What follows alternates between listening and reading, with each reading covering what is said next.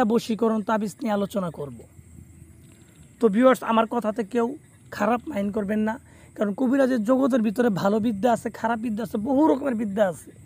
আজকে যে একটা ইহুদি ল্যাংটা নেশা বই থেকে একটা ল্যাংটা বশীকরণ তাবিজ নিয়ে আলোচনা করব।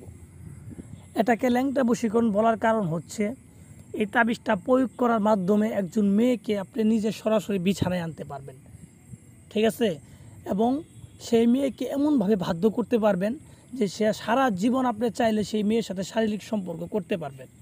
সে আপনার বউ হোক, আপনার প্রেমিকা হোক, আপনার ভাবি হোক, বা যে কেউ হোক, যে কোনো মেয়ের সাথে, বিবাহিত অবিবাহিত যে কোনো মেয়ের সাথে আপনি এই তাবিজটা করলে সারা জীবন সহবাস করতে পারবেন।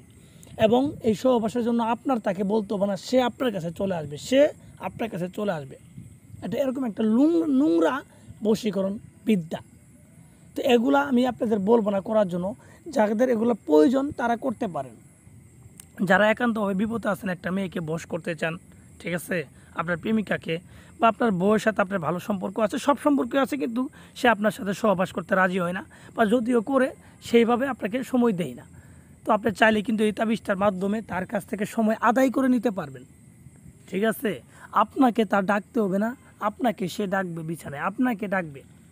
সেখানে বলছি যে আপনাকে সময় চাইতে হবে না, সময় আদায় করে নেবেন তার কাছ থেকে, ঠিক আছে? বিশেষ করে বিবাহিত মহিলার জন্য করেন, এটাই ভালো আর কি। নিজের বউয়ের জন্য করেন, বললাম তো আপনার যখনই মন চাবে আপনার স্ত্রী আপনার সাথে সহবাস করবে, কোনো সমস্যা নেই। যদি আপনারা সঠিকভাবে করতে পারেন, আপনাদের কাজ হবে 100। কাজ হলো অবশ্যই আমার চ্যানেলের সঙ্গে আপনারা কন্টিনিউ থাকেন, আর অনেক কিছু পাবেন, আশা করি আপনাদের লস হবে না, লাভ হবে। কন্টিনিউ থাকেন, আমার ভিডিওগুলো লাইক দেবেন, আমার জন্য দোয়া করবেন। আসসালামু আলাইকুম।